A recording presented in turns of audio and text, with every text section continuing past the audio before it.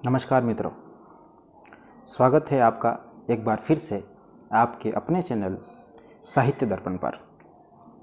जैसा कि पहले वीडियो में मैंने कहा था, हम बात करने वाले हैं आरपीसी द्वारा आयोजित वरिष्ठ अध्यापक, व्याख्याता भर्ती परीक्षा, कॉलेज लेक्चरर, उसके अलावा हिंदी विषय के जितने भी एग्ज़ाम्स हैं जो आप देते हैं, हिंदी विषय से जिसकी तैयारी करते हैं, इसके अलावा भी, क्योंकि जब मैंने हिंदी विषय से वरिष्ठ अध्यापक की तैयारी की या फिर प्रथम श्रेणी व्याख्याता भर्ती जो परीक्षा है 2018 वाली, उसमें अगर चयन हुआ है तो उसमें 2 पेपर हैं आपके सामने। विषय या फिर सब्जेक्ट तो आपके साथ है ही है, प्रथम प्रश्न पत्र भी एक होता है, उसकी जानकारी भी मैं आपको मेरे चैनल के माध्यम से देना चाहूँगा, और जो कि मैं दूंगा ही, क्योंकि दोनों विषय की अपनी महत्ता है, दोनों का अपना महत्व है। इसलिए ज़रूरी यह है कि सबसे पहले बात आती है कुछ बुक्स की, कुछ किताबों की, जो हमें पढ़नी होती है, जो हम पढ़ते हैं दोनों पेपरों में। कहीं न कहीं हमें लगता है कि अच्छी किताबें अगर आप पढ़ रहे हैं तो जाहिर है आपको ज़्यादा जानकारी मिलेगी। सबसे पहले अगर हम हिंदी विषय की बात करें तो मैं ज़रूर कहूँगा आपसे कि जो हिंदी विषय के इतिहास का जो रीढ़ ग्रंथ है, जो आधार ग्रंथ है, वहाँ से आपके पास कम से कम ज़्यादा नहीं तो भी 3 या 4 किताबें हिंदी साहित्य की, इतिहास की ज़रूर होनी चाहिए। आप समझ ही गए होंगे, पहला है आचार्य रामचंद्र शुक्ल का इतिहास, जो कि 1929 में प्रकाशन में आया, वो आपके पास एक किताब ज़रूर होनी चाहिए।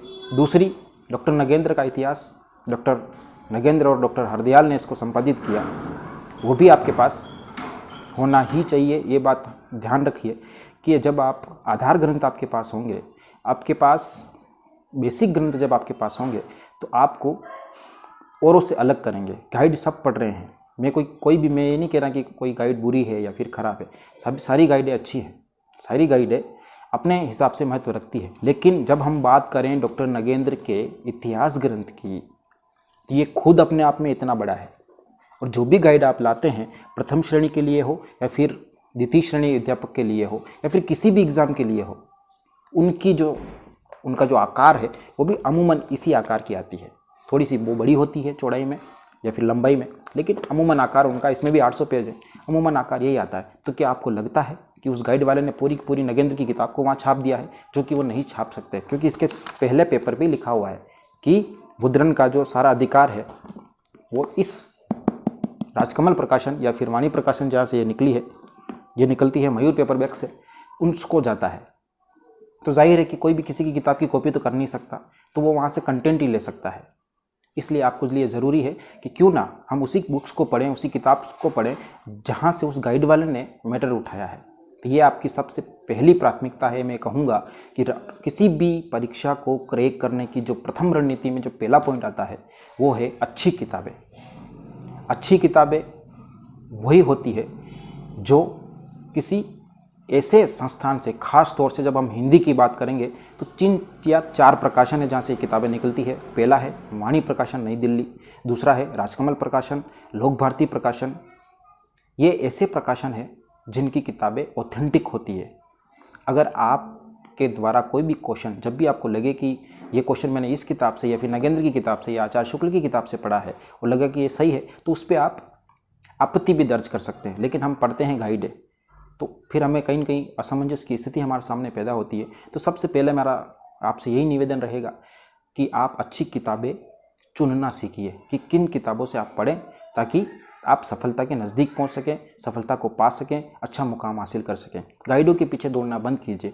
अब आप एक उदाहरण लीजिए। सबसे पहले अगर मैं आपको एक उदाहरण दूं लक्ष्य गाइड का या फिर दक्ष गाइड का या फिर सिखवाल पब्लिकेशंस का, किसी भी पब्लिकेशंस का, तो गाइडें मार्केट में है, वो तो सब पढ़ रहे हैं। फिर आप क्या पढ़ रहे हैं, नया क्या पढ़ रहे हैं? अगर मैं किसी भी गाइड का, जैसे कि हम प्रथम श्रेणी व्याख्याता भर्ती परीक्षा में बात करते हैं, फर्स्ट पेपर में एक स्कूल मैनेजमेंट का टॉपिक लगा रखा है, काफ़ी बड़ा है।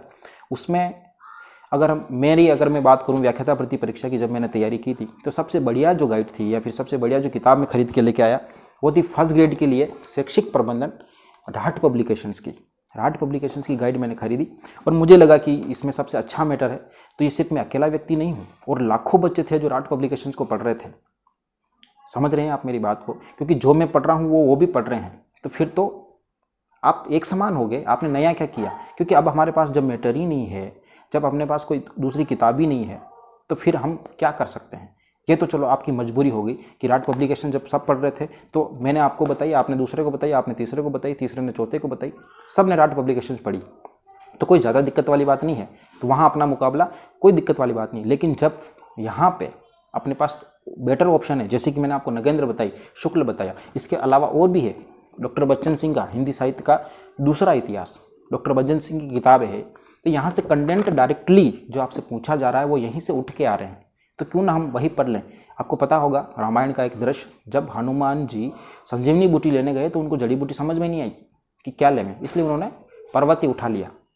तो सीधी सी बात यह है, जब आपको पता है कि हिंदी साहित्य का इतिहास नगेंद्र से पूछा जा रहा है, शुक्ल से बहुत कम कर दिया है। अगर हम बात करें खास तौर से आदिकाल की या फिर रीतिकाल की या फिर भक्तिकाल की, उस कंटेंट के लिए वो शुक्ल को प्राथमिकता देते हैं। लेकिन वहाँ पर भी मैं फिर आपको से कहना चाहूँगा कि कहीं न कहीं लगता है कि शुक्ल का जो भाषा है, शुक्ल की जो एक तरह से वैचारिक जो क्षमता है, बुद्धि, वो अपने दिमाग में, छोटे दिमाग में नहीं आ सकती। इसलिए आपसे मेरा निवेदन है कि आप एक बार नगेंद्र को जरूर पढ़ें, एक बार नहीं कम से कम। और एक बार फिर मैं कहना चाहूँगा कि किसी भी बुक को, या फिर आप क्या करते हैं, भागते हैं, इधर उधर भागते हैं।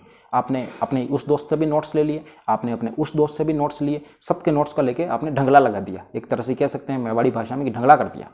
कोई मतलब नहीं निकल रहा है उसका, बिल्कुल कोई मतलब नहीं निकल रहा है। आप कंटेंट पढ़िए। अच्छी किताबें पढ़ने का मतलब सीधी सी बात यह है कि आप एक किताब को 10 बार पढ़िए, 10 किताबों को एक बार पढ़ने के अलावा। इससे बेटर है कि आप एक ही किताब को 10 बार पढ़िए, कि ये रीढ़ ग्रंथ है। शुरुआत होती है इसकी आदिकाल से और ये आपको ले जाती है सीधा 2005, जो कि हाल ही में गुजरा है, ज़्यादा समय नहीं हुआ है। इसके ऐसा नहीं है कि इसके बाद कोई साहित्य लिखा नहीं जा रहा है या फिर लिखा नहीं गया। उसके लिए भी है मार्केट में, कोई दिक्कत वाली बात नहीं है। उसके लिए देखिए आप ये पत्रिकाएं, आपने हंस का नाम सुना ही होगा, हंस पत्रिका है, लिखा हुआ है साहब, देखिए आप, हंस। 1930 में प्रेमचंद ने इसकी शुरुआत की थी, बाद में अमृत राय थे इसके संपादक रहे। 1986 में हंस के संपादक डॉक्टर राजेंद्र यादव रहे, और जब 2013 में उनका निधन हो गया तो हमको लगा कि हंस बंद हो गई होगी। लेकिन आप जब भी पढ़ते हैं हंस के बारे में तो 1930 प्रेमचंद ही आता है। लेकिन आपको क्या पता है कि यह पत्रिका अभी भी आती है, और अभी इसके जो संपादक हैं वो है संजय सहाय। तो हाल ही में भी अभी आ रही है। अभी जितना भी जो कह सकते हैं कि साहित्य लिखा जा रहा है वो पत्रिकाओं के माध्यम से, जो पत्रिकाएं जैसे कि सरस्वती पत्रिका कह लो आप, या फिर आप वसुधा पत्रिका कह लो, कई सारी ऐसी पत्रिकाएं हैं, सुधा पत्रिका कह लो, चांद पत्रिका कह लो, जिसकी महादेवी ने जिसका संपादक भार संभाला था। तो क्या आपको क्या लगता है अभी कोई पत्रिकाएं नहीं आ रही है? बिल्कुल आ रही है। देखिए आप, जैसा कि मैंने हंस साहब को बताया, कथादेश, ये देखिए कथादेश में आती है, और ज़्यादा महंगी भी नहीं है, 30-40 पत्रिका, 30-40 रुपये की पत्रिका हैं जो आपको मार्केट में आसानी से मिल जाती है। पाखी आ रही है, अखिलेश, ये देखिए आप, नया ज्ञानोदय, इस प्रकार की पत्रिकाएं मार्केट में अवेलेबल हैं जो कि नया साहित्य सृजन कर रही है। लेकिन फिर मैं एक बात और कहना चाहूँगा कि कुछ ऐसे चैनल्स हैं जो आपको सही तरह से गाइड नहीं कर पा रहे हैं। हम उनको इसलिए देख रहे हैं क्योंकि अपना मनोरंजन हो रहा है। मनोरंजन शिक्षा के साथ में उसका कोई लेना देना नहीं है। आपको पता होगा देवकीनंदन खत्री, हिंदी उपन्यास के विकास में जिनका सबसे बड़ा योगदान था, देवकीनंदन खत्री का जब उपन्यास आया 1892-93 में, चंद्रकांता, तो उसको पढ़ने के लिए लोगों ने हिंदी सीखी थी। समझ रहे हैं आप बात को? चंद्रकांता को पढ़ने के लिए लोगों ने हिंदी सीखी। बिल्कुल सही समझ रहे हैं आप, 90 के दशक में आप पैदा हुए हैं। बिल्कुल मैं उसी चंद्रकांता की बात कर रहा हूँ जो दूरदर्शन पे चलता था। बिल्कुल ये चंद्रकांता और चंद्रकांता संतति देवकीनंदन उपन्यास के बिल्कुल उससे प्रेरित था। ये वही नाटक है, इनके उपन्यास से भी बना हुआ। तो कहने का मतलब यह है, जब उस समय में उस उपन्यास को पढ़ने के लिए लोगों ने हिंदी सीखी, और हमारी विडंबना यह है कि हमें हिंदी आती है लेकिन हमें पढ़ना ही नहीं है। कभी आपने सोचा, आप कोई सी भी गाइड उठाएंगे, आप नगेंद्र पढ़ेंगे, आप शुक्ल पढ़ेंगे, वहाँ ज़रूर ये लाइन लिखी हुई होगी कि इस उपन्यास को पढ़ने के लिए लोगों ने हिंदी सीखी। क्या आपके जहन में कभी ये विचार नहीं आया कि क्यों ना अपन भी इस उपन्यास को पढ़ें, ऐसा क्या है इस उपन्यास में? तो पढ़ने की आदत डालिए, भागिए मत। इधर उधर भागने से आपको कोई हासिल होने वाला नहीं है। पहली और प्रथम प्राथमिकता यही है किसी एग्ज़ाम को सफल बनाने की, कि आप भागना बंद करिए, अपने ऊपर धैर्य रखिए। धैर्य से अगर आप नहीं रख पाएंगे, पैशन अगर आप नहीं रखेंगे, तो आप किसी मुकाम पर नहीं फैलेंगे या फिर नहीं पहुंचेंगे।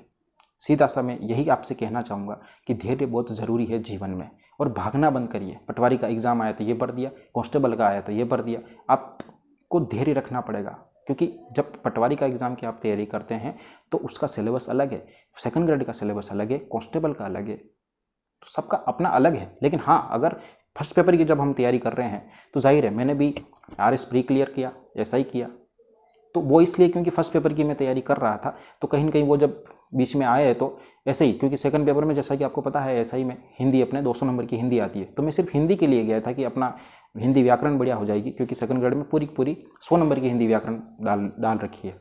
तो मैं तो इस ख्याल से वहाँ गया था कि चलो, लेकिन फिर भी सिलेक्शन हुआ क्योंकि अपनी तैयारी थी। तो ये बात हमेशा याद रखिए, जब आप एक बार सफल होते हैं तो हो सकता है कि ये आपकी किस्मत हो, लेकिन जब आप बार बार सफल होते हैं तो ये आपकी कड़ी मेहनत है।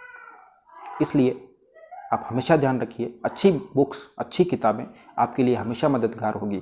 गाइडें पढ़ना बंद कर दीजिए, किताबें खरीदिए। मैं कोई नहीं कह रहा हूँ कि कोई गाइड बुरी है या फिर क्योंकि उन्होंने वहीं से कॉपी किया है, तो फिर क्यों ना हम किताबें ही पढ़ें। लेकिन हम गाइडों में दौड़ते हैं, कोई सी भी आएंगे, कौन सी गाइड लाऊं, कोई सा भी एग्जाम आपको करे करना, आप डायरेक्टली वहीं पहुंचेंगे, गाइड कौन सी लाऊं, जबकि आपको पता है कि गाइड की कोई मान्यता नहीं है, आप पढ़ भी रहे हैं। तो मैं कहना वही चाह रहा हूँ, इतनी बड़ी गाइड उठा के आप लाएंगे, या तो शर्त यह है या फिर उस गाइड को आप रट लीजिए।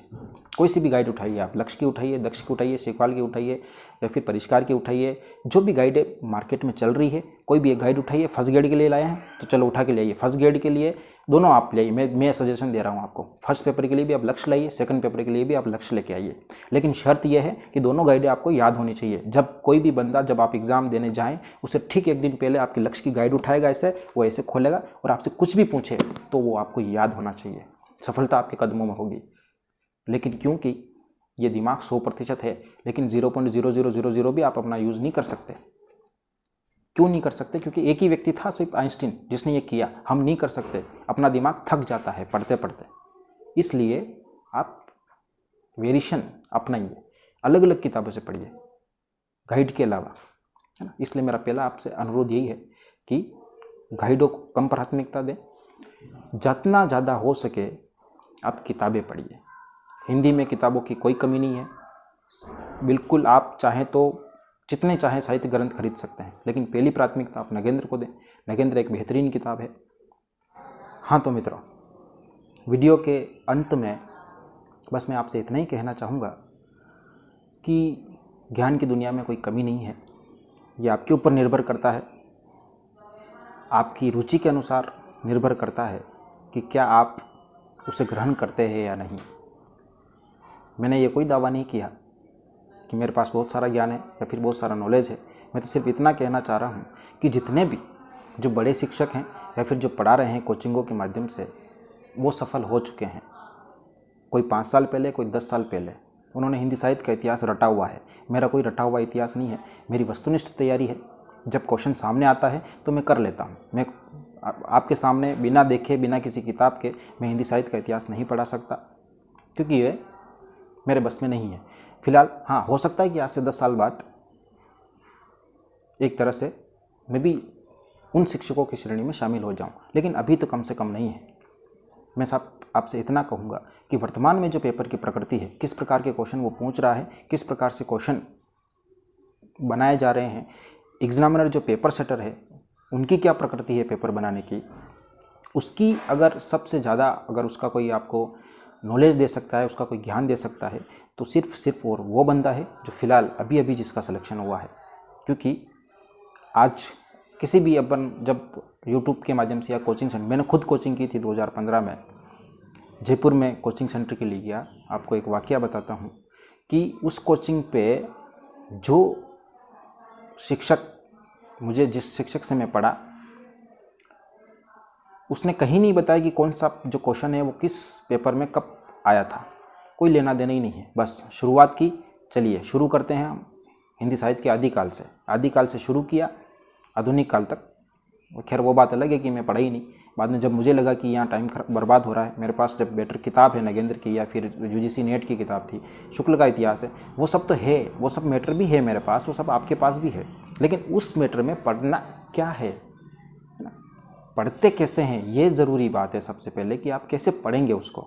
क्या आप नगेंद्र की किताब या फिर हिंदी साहित्य का ग्रंथ जो उनका है आप उठा के देखेंगे तो इसमें हज़ारों कवि है, क्या हज़ारों के हज़ारों इम्पोर्टेंट है? नहीं है। क्या हज़ारों रचनाएं उनकी इम्पोर्टेंट है? तो वीडियो के अंत में मैं आपसे यही कहना चाहूँगा कि बहुत कुछ है मैटर अभी भी, और बहुत कुछ है आपसे बात करने के लिए। तो आते रहेंगे, करते रहेंगे, बातचीत चलती रहेगी। आपकी समस्याएं आप साझा कीजिए, आपके जो सवाल हैं कमेंट बॉक्स में लिखिए, करिए सवाल, हम उस पर चर्चा करेंगे। ये आपका अपना चैनल है, हम बात करेंगे। मैं कोई फिर कह रहा हूँ कि मैं कोई दावा नहीं करता कि मैं बहुत बड़ा विद्वान हूँ। मैं सिर्फ आपको कुछ ऐसी बारीकियाँ जो मैंने गलतियाँ की, किसी महान विद्वान ने कहा कि अगर आप अपने अनुभव से सीख सीख कर आगे बढ़ेंगे, या फिर गलतियाँ कर करके फिर सीखेंगे, फिर आगे बढ़ेंगे, तो ये ज़िंदगी छोटी पड़ जाएगी। जिस व्यक्ति ने गलती की है आप उससे सीख लीजिए, फिर आप आगे बढ़िए, तो आपको जल्दी सफलता मिलेगी। तो मेरी जो संघर्ष की जो कहानी है, और मैं भी बिल्कुल आपके बीच का व्यक्ति हूँ। कोई ना तो मैं कोई अमेरिका की हार्वर्ड यूनिवर्सिटी से पढ़ के आया हूँ, बिल्कुल मैं भी राजकीय उच्च माध्यमिक विद्यालय या फिर राजकीय उच्च प्राथमिक विद्यालय से मैंने शुरुआत की। वहीं से मैं भी निकला, उसी सरकारी स्कूल से।